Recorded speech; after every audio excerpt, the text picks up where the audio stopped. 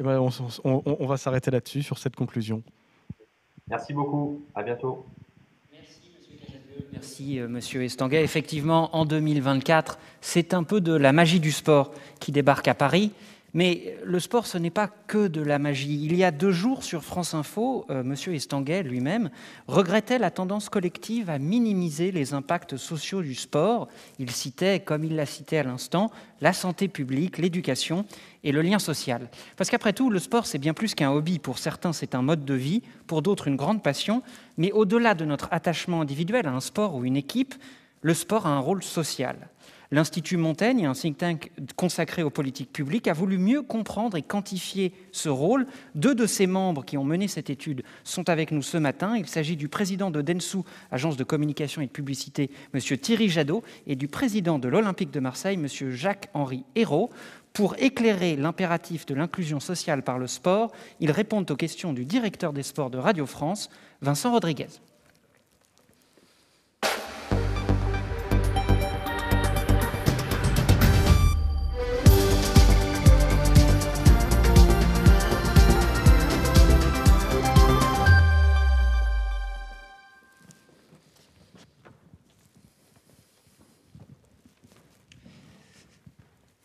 Bonjour Jacques-Henri, bonjour Thierry, merci à vous.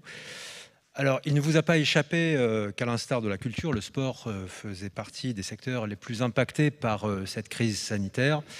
Il ne vous a pas échappé non plus que si la culture a obtenu une enveloppe de l'ordre de 2 milliards d'euros, eh bien l'enveloppe allouée au sport est quasiment 4 fois moins importante. Le sport mérite certainement beaucoup plus de considération, Thierry Jadot, si l'on se penche sur l'impact sociétal du sport à travers l'exemple très significatif du football.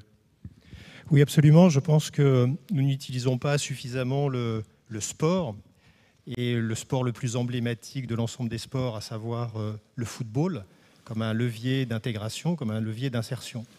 Je vais fournir quelques exemples. Il y a 2 200 000 licenciés en foot. Il y aura bientôt 200 000 licenciés femmes en football. C'est une activité de 8 milliards, c'est 35 000 professionnels, c'est des centaines de milliers de bénévoles. Et puis surtout, c'est une activité, mais comme la culture et le patrimoine, qui sont ancrés dans les territoires. Et on sait très bien que les fractures de la société française, elles aussi, sont ancrées dans les territoires. Je vais vous citer une comparaison qui vaut ce qu'elle vaut, mais qui, moi, me parle énormément et qui nous a aussi poussé à faire ce travail. Quand vous prenez les 40 départements français où les salaires moyens sont le plus faibles, eh bien, c'est aussi les 40 départements français où il y a le plus de licenciés en foot. Et donc, cette France, d'une certaine façon, du déclassement, c'est aussi la France qui pratique le football. Et donc, il faut utiliser, plus qu'on ne le fait aujourd'hui, le foot et le foot professionnel, qui est un espace, je dirais, de représentation, c'est iconique pour un grand nombre de jeunes, afin de lutter contre ces fractures sociales, territoriales. Jacques-Henri Hérault, vous êtes confronté, c'est votre quotidien, hein, comment rendre le sport plus accessible, plus visible, le football plus accessible et plus visible. Vous avez vous-même, au niveau de l'Olympique de Marseille, pris quelques initiatives, y compris une initiative tout à fait récente, la création d'un label rap. Ça peut être surprenant, a priori, de créer un label musical rap quand on est en club de football.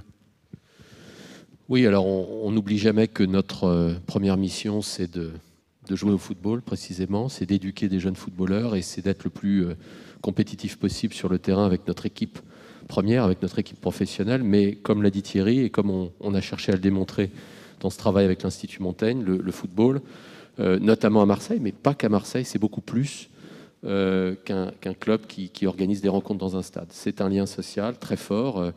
Je suis né à Paris, je ne vais pas le cacher.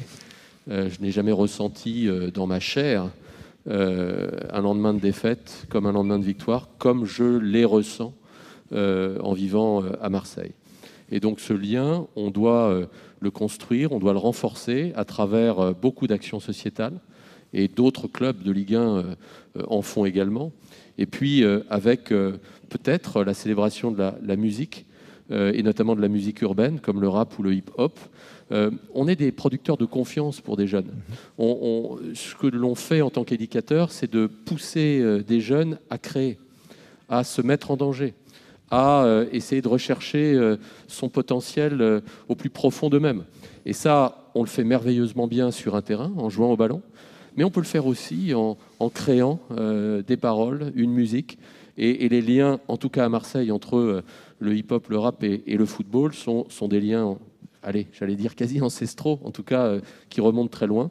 Donc on s'investit là-dessus. Mais comme on s'investit aussi dans ces périodes de confinement pour des causes comme les violences domestiques, vous savez qu'on a décidé de réserver plusieurs semaines de suite notre centre d'entraînement, notre académie, à une cinquantaine de femmes et leurs enfants victimes de violences domestiques. Ça a été un moment qui nous a tous bouleversés, qui nous a fait réfléchir sur notre responsabilité sociale en tant que club de foot. Et je dirais, il y a presque un avant et un après cette opération. Et donc, encore une fois, comme d'autres, hein, il n'y a pas que l'Olympique de Marseille qui le fait, mais on va mettre encore plus l'accent sur cette responsabilité sociale, cet impact sociétal que se doit d'avoir un club de foot aujourd'hui. Ça veut dire qu'au-delà de l'exemple de solidarité, cette action de solidaire, il faut essayer de décloisonner le stade par rapport au reste de la société ?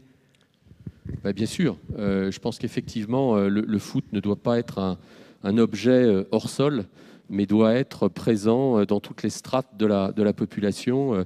À Marseille, à la Cité de la Castellane, où on a redonné vie à un club de quartier pour que les jeunes enfants de la Castellane puissent jouer au foot avec des équipements sur des terrains qui ressemblent à des terrains de foot. Donc évidemment, je crois qu'on doit faire beaucoup plus que de rencontrer un public une fois par semaine. On doit être présent 365 jours par an. Thierry Jadot, quels sont les enjeux par rapport à ces jeunes, des quartiers notamment ? Vous parliez tout à l'heure de la superposition de cette carte de la pauvreté en France et l'implantation des clubs de football. Il y a un enjeu d'éducation, mais pas que. Au niveau Bien sûr, il y a un enjeu d'éducation et c'est pour ça que nous insistons sur l'idée que utilisons ce levier. Parce que je parlais des licenciés en foot tout à l'heure. Quand vous regardez des quartiers où l'obésité est en croissance, c'est aussi les quartiers où le nombre de licenciés diminue.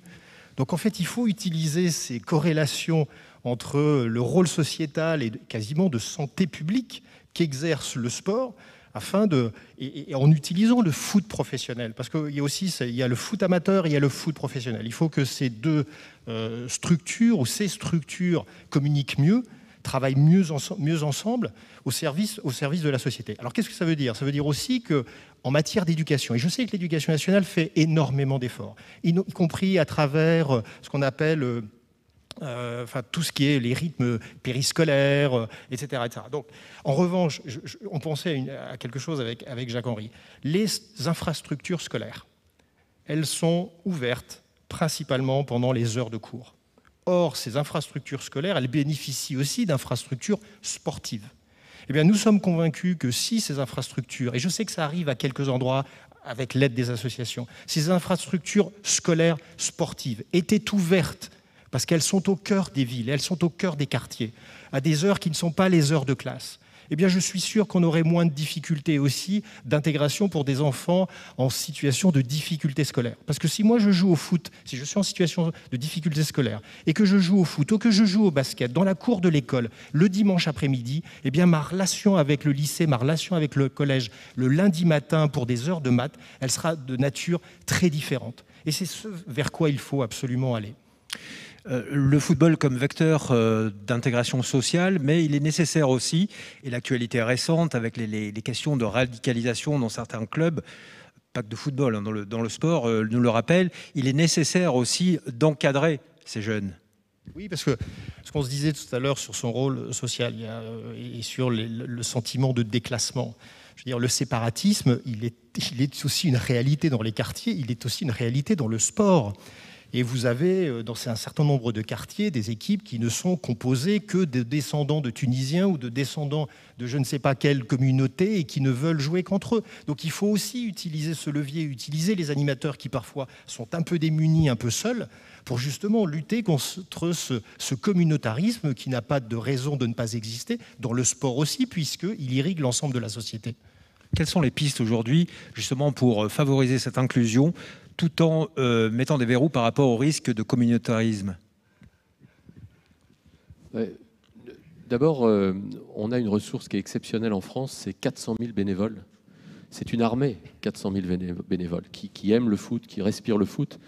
Et par rapport à l'une des idées que nous avons mise en lumière avec l'Institut Montaigne sur la place que devrait avoir le football, il y a comment utiliser davantage, comment faire confiance un peu plus à ces bénévoles pour qu'ils intègrent peut-être davantage les rythmes et les activités périscolaires, pour qu'ils viennent peut-être, pour qu'ils rentrent peut-être dans les lycées, dans les collèges, dans les écoles élémentaires, pour aider les professeurs d'éducation physique et sportive à encadrer un peu mieux les enfants. Et encore une fois, en dehors des heures de cours, pour délivrer aussi des messages qui sont les messages de la République. Et là, c'est vrai que les joueurs professionnels ont aussi une responsabilité. Ils représentent une caisse de résonance absolument exceptionnelle. Et on a envie de les entendre. Et ça, c'est quelque chose qui me frappe depuis 4 ans à la tête de l'Olympique de Marseille. Et quand je regarde le football français, et pas que le football français, il y a une sorte de forme d'autocensure pour le champion, pour l'athlète, pour le footballeur, qui ne se sent pas légitime à investir ses territoires, à parler de ses enjeux. Et ce n'est pas leur faute, il ne faut pas les accabler. C'est souvent la société, les élites, d'ailleurs, à de nombreuses reprises, qui leur renvoient un tableau, une image d'eux-mêmes qui ne semble pas leur permettre de s'exprimer sur ces enjeux-là, sur ces sujets-là aussi. Je crois qu'il faut changer ça. Il faut travailler avec les joueurs, avec leurs représentants, pour que, en respectant leur libre arbitre et les causes qu'ils ont envie de prendre à bras-le-corps, qu'on les entende plus. Où est le Marcus Rashford français ? Où sont les Marcus Rashford en France comme ailleurs ? Je crois que là, on a aussi un levier de changement qu'il faut absolument utiliser. Pour éclairer notre audience, Marcus Rashford, c'est cet attaquant de Manchester United, 9 millions, un peu plus de 9 millions de followers sur son compte Instagram, qui a décidé de prendre des problèmes sociaux à bras-le-corps, notamment à travers un programme de distribution gratuite de repas pour les enfants pauvres du Royaume-Uni. Je dis notamment parce que, au-delà de cette action qui a été donc extrêmement médiatisée, il a réussi à obtenir du gouvernement britannique, de Boris Johnson, que celui-ci débloque une enveloppe de 200 millions de livres. On parlait tout à l'heure de chiffres, 400 millions de livres. On parlait tout à l'heure de chiffres, 400 millions d'euros débloqués par le gouvernement pour venir en aide au sport en France. Un homme en Angleterre, un footballeur de 20 ans, qui arrive à obtenir l'équivalent sur une action individuelle. Absolument. Et on en appelle au pouvoir public, mais comme on est au studio 104 de la Maison de la Radio, je voudrais aussi faire un appel aux médias. Parce que les médias, il faut que dans le domaine de l'expression sur des problématiques sportives et sociétales, eh bien, il faut aussi faire appel à cette diversité. Parce que ces joueurs-là, beaucoup de ces joueurs sont issus des quartiers. Et je voudrais dire qu'ils ne possèdent pas forcément les codes du langage pour être invités dans un studio télé au journal de 20h. Lilian Thuram le faisait très bien, et on voit bien que parfois on n'ose pas les inviter parce qu'on se dit qu'ils ne vont pas s'exprimer comme l'audience aurait envie que ces gens s'expriment. Or, c'est cette diversité-là qui est le reflet de la société française, qui doit être davantage mise en avant parce qu'ils peuvent servir un grand nombre de causes. Je suis sûr que si Mbappé avait été utilisé pour dire les jeunes, vous devez mettre les masques pour telle et telle raison, ça a sans doute beaucoup plus d'impact que n'importe quel haut fonctionnaire. J'en suis certain, parce qu'il non seulement il maîtrise les codes des jeunes, mais aussi il est sur les mêmes réseaux sociaux, il est sur les mêmes plateformes. Est-ce que ça ne passe pas, Jacques-Henri Herrault, par une éducation au niveau des clubs, peut-être un accompagnement de ces joueurs qui, on le voit, Marcus Rashford, c'est 9 millions d'abonnés sur son compte Instagram. C'est un média à lui tout seul. C'est absolument un média à lui tout seul. Alors je dirais 2 choses. La première, c'est qu'il y a un rapport quand même très curieux des élites aux athlètes, aux champions, et notamment aux joueurs de football. Il faudrait d'ailleurs essayer de creuser ce sujet. Il faudrait demander à des sociologues d'étudier, d'analyser ce rapport qu'ont les élites vis-à-vis des sportifs. Et je pense alors c'est peut-être de la sociologie de cuisine, mais je pense qu'on se rendrait compte que les élites de notre pays, on peut jouer au football en fait. Elles ont peut-être joué au tennis, certaines ont peut-être joué au rugby, mais peu ont joué au football. Et donc, encore une fois, il ne faut pas accabler les joueurs professionnels. Ils ont l'impression souvent d'être utilisés. D'ailleurs, ce n'est pas un mot que j'aime beaucoup. Il ne faut pas utiliser Mbappé. Il faut proposer à Mbappé, comme à d'autres joueurs, d'identifier des causes qui leur parlent. Et il faut surtout leur permettre de s'exprimer avec le cœur, avec le ventre. Et c'est vrai que quand les joueurs de l'équipe de France de football sont invités à soutenir le concept de République, l'importance de l'école, et rappeler que ce qui s'est passé avec Samuel Paty est un drame absolu, il ne faut pas qu'ils le fassent en récitant un texte. Il faut qu'ils le fassent en expliquant peut-être des histoires personnelles autour de leur passé d'écolier, leur rencontre avec un professeur qui les a marqués, et en quoi la relation entre le professeur et l'enfant et l'adolescent est fondamentale. Et donc, il faut leur faire confiance. C'est ce mot de confiance qui, pour moi, est important. Ils sont des joueurs professionnels, ils ont des choses à dire. Ils n'ont peut-être pas vécu le parcours académique qu'on a pu vivre, certains d'entre nous, mais ils ont été à l'école de la vie, et l'école du vestiaire, c'est une vraie école. Et donc, il faut leur faire confiance, mais il faut les laisser s'exprimer avec leurs mots. Et donc, je crois qu'il y a là un enjeu formidable, parce que ce qu'a fait Marcus Rashford nous a tous frappés. Et quand on voit la caisse de résonance, encore une fois, que représentent ces joueurs, ce sont des vecteurs de changement social. Ce sont des vecteurs de changement culturel comme nul autre pareil dans notre société. Et donc, il faut travailler avec eux, il faut leur tendre la main. Ce sont aussi des vecteurs d'égalité. On parle du football masculin, mais il y a aussi tout le football féminin. Depuis la Coupe du Monde 2019, qui a été un véritable succès en France, il faut accentuer cet effort pour développer le football féminin aujourd'hui.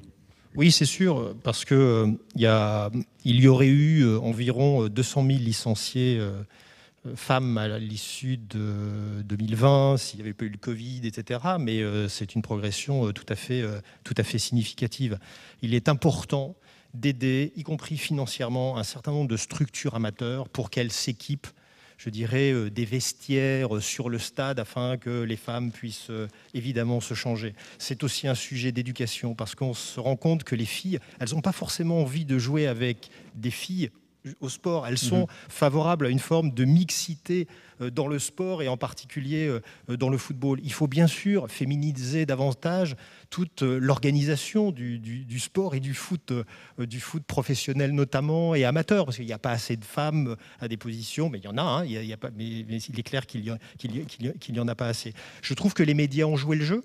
Les médias ont joué le jeu, parce qu'ils ont offert des espaces qui ont permis à ce que les audiences soient particulièrement élevées. Il ne faut pas oublier une chose quand on parle de sport, c'est que les meilleures audiences télé, si vous demandez au patron de TF1, au patron de M6, au patron de Canal+, les meilleures audiences de télévision, à l'exception de quelques discours qui sont prononcés par un président de la République, c'est toujours les matchs de football. Donc c'est là aussi un levier formidable pour atteindre des populations très, très larges. Il faut aussi féminiser non seulement les instances, mais aussi permettre, parce que ça se passe toujours formidablement bien, l'arbitrage féminin, y compris pour des matchs masculins, etc. Donc il faut, j'allais dire, banaliser d'une certaine façon le sport féminin, le rendre dans la quotidienneté des Français. Il faut peut-être créer une ligue du foot féminin pour la professionnaliser petit à petit, même si on sait aujourd'hui qu'il y a peu de clubs. Il y en a 2 qui sont emblématiques entre le PSG et l'Olympique lyonnais, mais il faut sans doute aller beaucoup plus loin. Voilà, juste cet exemple, hein, Jacques-Henri Hérault, on voit que le championnat aujourd'hui d'élite féminin, c'est un championnat qui est difficilement lisible pour les médias. 14-0 lors du dernier match du PSG féminin contre ici, je crois. C'est pas très lisible, ça manque un petit peu de crédibilité, pardon de le dire comme de manière aussi brutale, mais il faut aussi que les structures se réforment. Il faut que les structures se réforment. Je pense effectivement que la création d'une ligue professionnelle féminine autonome, qui obtiendrait une délégation évidemment de la Fédération française de football, s'impose. Le travail de la Fédération sur le football féminin, il est exemplaire. La Coupe du Monde de football féminin, elle a été un formidable événement. Mais c'est vrai que derrière, on a senti certainement un intérêt plus marqué pour le football féminin, mais sur les territoires. c'est encore un peu poussif. On le voit, je ne suis pas certain qu'un match de division 1 féminine à Lyon accueille beaucoup plus de spectateurs que ce qui était le cas avant la Coupe du Monde féminine en France. Donc il faut vraiment essayer de travailler ça. Mais c'est un enjeu extrêmement fort, c'est un enjeu pour l'ensemble du football. C'est aussi l'enjeu de la diversification de notre base de supporters. Attirer les femmes dans les stades, c'est évidemment un enjeu fort, y compris pour le football masculin. Et une façon de le faire, c'est aussi d'inciter les jeunes filles à jouer au football. Je rappelle que dans des pays comme les États-Unis, dont on parle peu dès lors qu'il s'agit de football, le football féminin, c'est de très loin le premier sport pour les filles. On joue beaucoup au football quand on est une jeune américaine, et ce, depuis de nombreuses années. Donc c'est un enjeu, et avec l'Institut Montaigne, c'est vrai qu'on a décidé de mettre un éclairage sur ce qui nous semblait être un certain nombre de réformes à proposer pour développer un peu plus le football féminin. Merci Jacques-Henri Hérault. Thierry Jadot, pour vous, la conclusion de ce débat. Vous avez évoqué un certain nombre, vous avez fait un constat assez détaillé de la nécessité d'inclusion, de développer davantage le football comme vecteur d'intégration sociale. Est-ce que finalement, ça passe pas d'abord par une prise de conscience de nos élites ? Je pense que c'est tout à fait ça, c'est un sujet culturel. Il faut porter un regard différent sur le football professionnel, il faut porter un regard différent sur les joueurs du football professionnel. Dans la Ligue 1, le salaire moyen est à peu près de 105 000 €. Sauf qu'on sait très bien qu'une carrière dans le foot professionnel, ce n'est pas 40 ans, c'est quelques années. Est-ce que ces salaires sont scandaleux ? Je ne suis pas sûr. Donc il faut changer ce regard, parce que finalement, toutes les personnes dont on parle, elles sont issues des quartiers. Et finalement, elles sont la preuve de la capacité de la République et d'un écosystème finalement à les porter dans une forme d'élite. Et ce qui est important, c'est que beaucoup de jeunes s'identifient à ces joueurs-là. Et à partir du moment où ils s'identifient, il faut davantage les utiliser. Enfin, les utiliser, tu as raison que ce mot est très vilain, donc tu as tout à fait raison, c'est pas ce mot qu'il faut que j'utilise, mais il faut s'appuyer sur eux, parce qu'ils sont, je répète, des leviers de transformation de la société, et parce qu'ils sont ancrés dans les territoires, eh bien l'effet est immédiat et l'effet est fort, en particulier sur cette jeunesse dont on connaît les fractures territoriales, sociales, et je ne parle même pas du séparatisme. Merci, un message d'espoir.